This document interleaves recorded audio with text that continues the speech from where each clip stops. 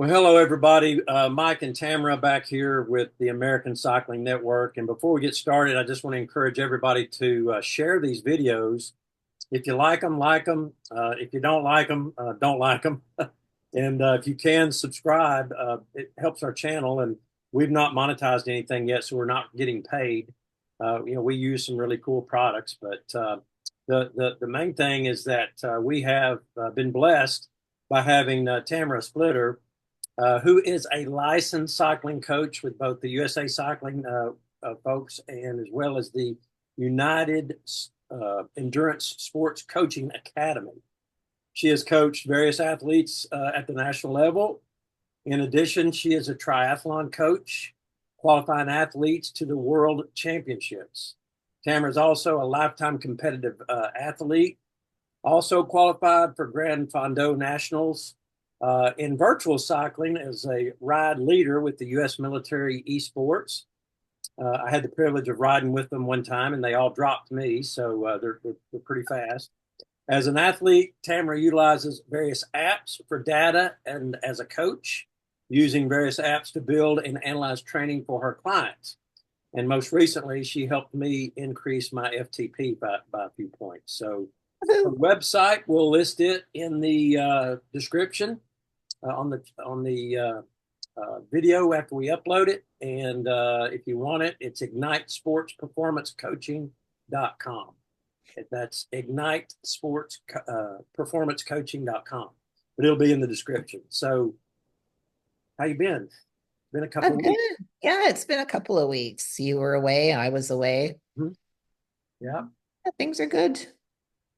that's good. Well, let's get started. We're going to talk about cycling apps, and the internet is just full of running and cycling apps, and it's a challenge to try to sift through those. And so today we hope to accomplish that with some tips. And I guess there's really no perfect app. We can talk about that later. But Tamara, explain the difference between wearables like my Garmin watch that I'm wearing, trackers, and apps, because I think it's important that we kind of differentiate between the three. Oh, definitely. Well, like you mentioned, I've got a Garmin watch as well. So your wearable is your smartwatch. Mhm. Garmin, Apple are the two key players there. Your tracker is the head unit, the computer that you would use on your bike outside. Um, so that's, the hardware that you would put on your bike. And then the app is anything that you're using, whether it's like an indoor cycling type app, or it's a tracking app, or it's a training app. And usually what ends up happening is that they integrate together into another app that provides all the data for you or your. Interesting.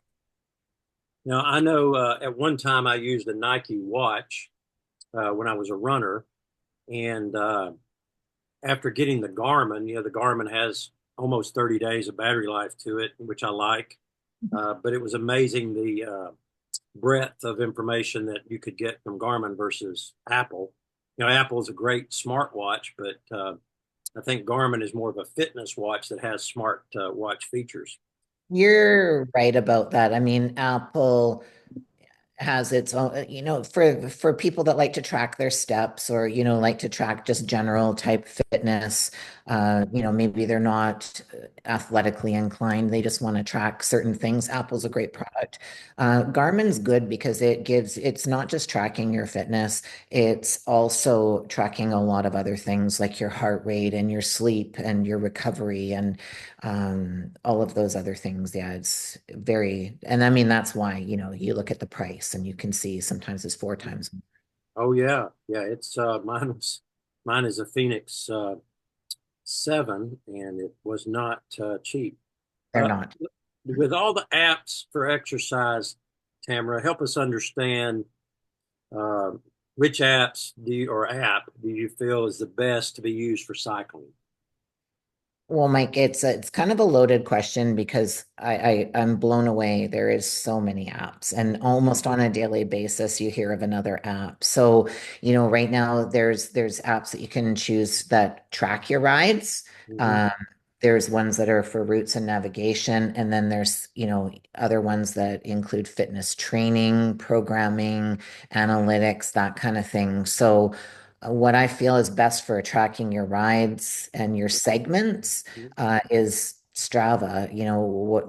Strava has a benefit where there's certain segments or rides that you can compare that when you've done them before, you can compare them to other people. It has a social aspect to it as well, right? So you can chase King of the Mountain, you can chase sprints, you can chase, and you can make comments and interact with people. So that's a nice feature about Strava. Route planning, I'm partial to Ride with GPS. I excellent. There's a free version and a paid version, but it's excellent for loading onto your bike computer and getting navigation. But Komoot, I've never used, but I've heard is very good as well. Okay. Um, Fitness training app, I find Training Peaks, and I mean, I have to say that as an athlete and as a coach, I find that to be the best. And best for indoor training, because we've also got that app to consider, is Zwift and Trainer Road, in my opinion. Okay. So, what is the most reliable app for somebody like me that wants to increase my performance?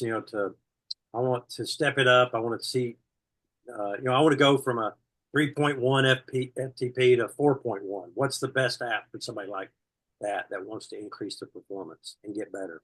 So in my opinion, it would be it's not just one app. You would need Trainer Road for the training for the actual like making the programs kind of thing and following, certain set training plans.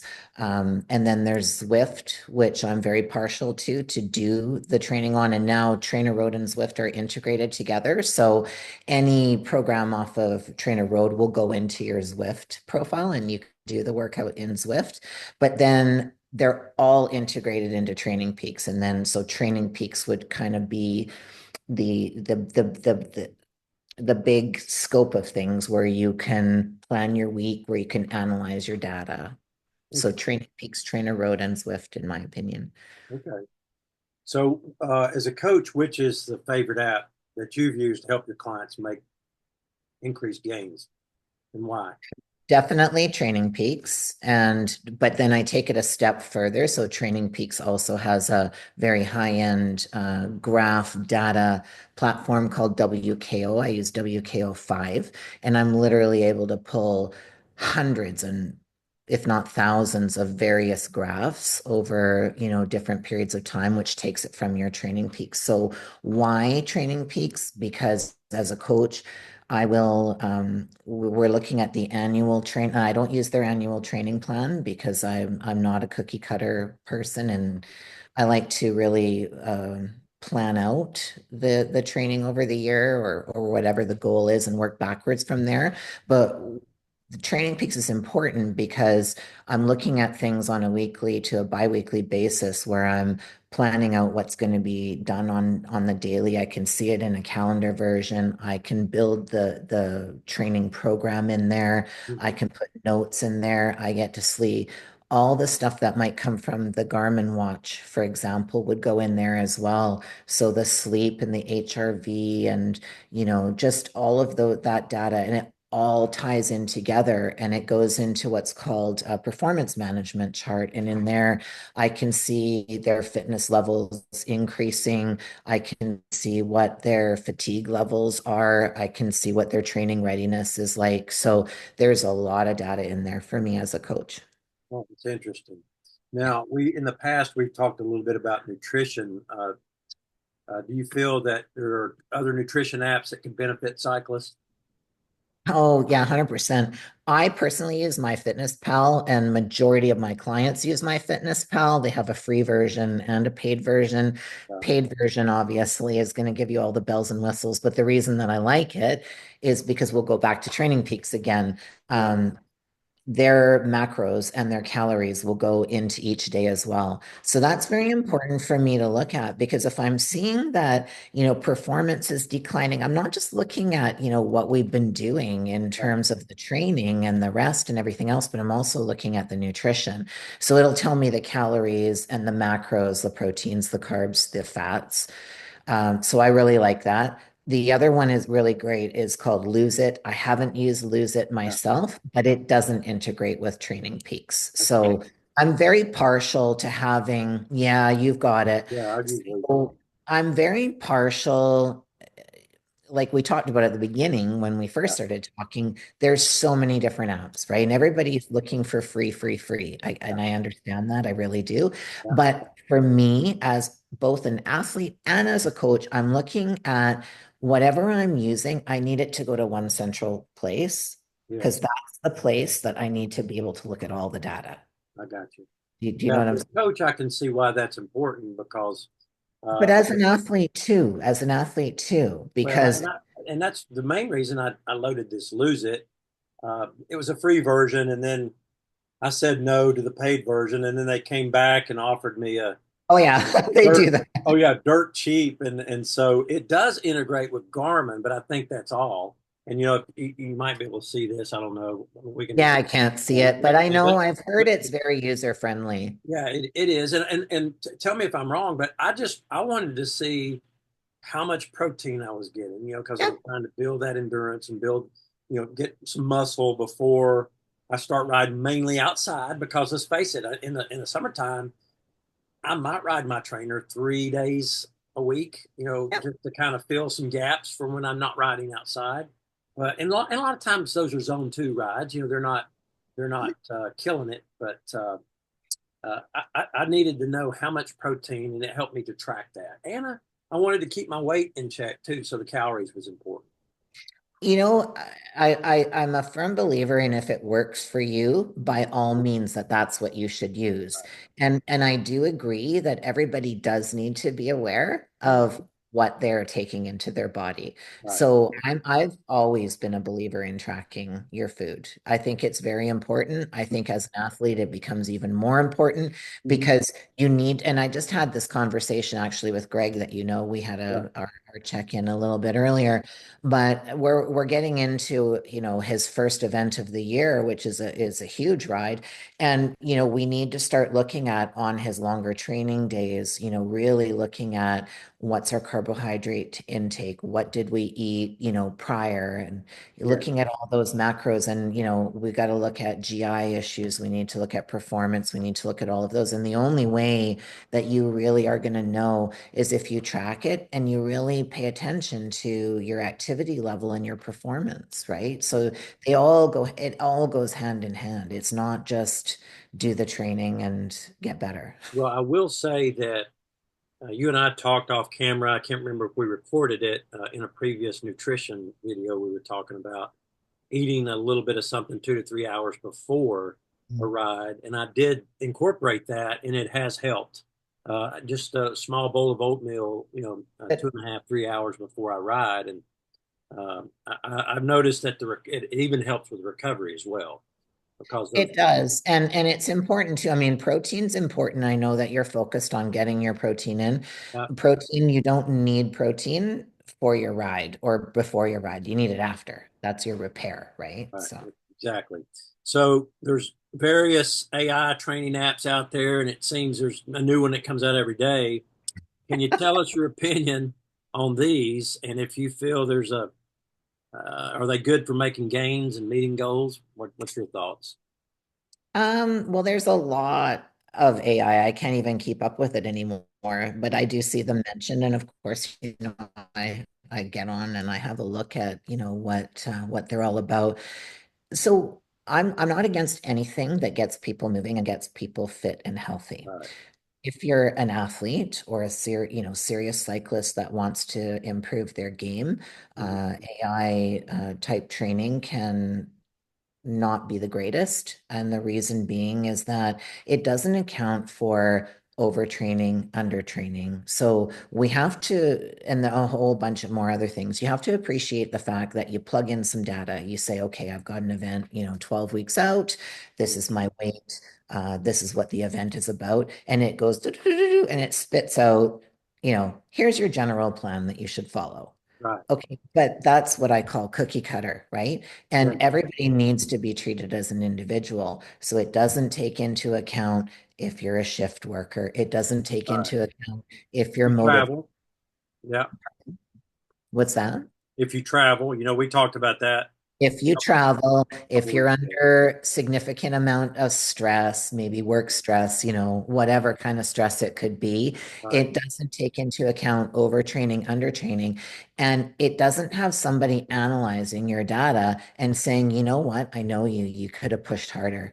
I want you to really focus on this. I want you, like I might take a training and I might be very specific and say to someone, in this section here, I really want you to, focus on a lower cadence. I want you to stand. I want you to dig deep. I know you can do like these are things that AI can't do. Right. That's true. Never will be able to do. So it doesn't give it take into account injuries either, right? Right. And so, there's a lot of there, like I said, for the average person, if they want to be fit and healthy and have something structured to follow, and they're not so focused on, making major gains or having, something quite tangible that, that they want to go for in, X amount of weeks or months, then by all means, but appreciate the fact that you're going to have to be your own motivation. They're not going to, the AI isn't going to analyze it and motivate you. Right. Well, a couple more questions, but explain to us how various apps can tie into indoor cycling and outdoor cycling. How's that? Well, so the majority of them, whatever app that you're using, Mhm. so say it's your Garmin watch, Right. right? You can start your Garmin or your head unit on your bike. You can start your head unit on your bike. And if you use Strava as your analyzing Right. platform, then it will, they'll sync together. It'll push it over to Strava and it'll be there. If you're doing a workout on Zwift or, Trainer Road or whatever, that you put your settings, so it'll also go to Strava. So they do work hand in hand in that you have to still have one platform that takes all the data, whether you're doing it on an outdoor ride on your head unit on the bike, or you're doing it on your indoor trainer from an app that you're using like Zwift or Right. Training Peaks Okay. or Okay. And you mentioned cookie cutter, and we talked earlier off camera about how important it is to listen to your body. You mentioned it doesn't take into consideration injuries. For me, it doesn't take into consideration I'm 57 and I can be sore, and Garmin will recommend that I need to do intervals, high intensity intervals, and long ones too, and high wattage. And I just look at it and I just laugh. yeah. Just like, that's not Well, going to happen today. Maybe I will do a little bit of that tomorrow, but how do we get past that? I mean, talk about the importance of listening to your body. Oh, it's really important to listen to your body, but you're the best judge of your body too. And you have to realize sometimes, is it your body or is it your mind? Sometimes we need that little, that we need to push ourselves a little bit harder, but you definitely have to look at if you're getting up in the morning, and you're supposed to be doing VO2 intervals and your legs are shot, Yeah, um, and so that goes back to AI, right? Like yeah, it doesn't know that your legs are shot. It's just telling you to go and do this. right, Now, right, where somebody might just follow that direction, you do have to listen to your body and say, right, am I going to be able to give this everything that it takes today? right, Right. If it was a zone 2 ride and your legs are, hurting and whatever, I'd probably say, you should probably get in and do your zone 2 ride and, give a good stretch after, see how you feel. Maybe instead of doing 60 minutes, do 40 or 45, right? Right. Yeah, you do have to listen to your body. If you're going into a really hard training like hill repeats or VO2 intervals or, stuff like that, where you really need to be strong and you're not capable of being strong because of Right. all the work that you've just been putting in, you need to really evaluate that and push it to another day. Yeah. Yeah. You could risk injury if you don't listen to your body. Right. Absolutely, you Yeah. could. You could. And that's the thing. Like, you might have had an absolutely horrible sleep for whatever reason. You're probably not going to be able to get that training done to its full effectiveness that next day. Right. Yeah, that happened to me last week. It was I had come into town from being out of town, and the next day I didn't sleep well, and the fatigue from the travel caught up to me, and I went around and rode 5 miles and just went back, and I was just dead. And so Yeah. yeah, Yeah, you do. You have to listen to your body. And sometimes you have to ask yourself and really get real with yourself too. yeah, Is it nutrition related? Did I eat enough? Did I sleep enough? Did I train too hard? These are all things that you need to consider. that's good.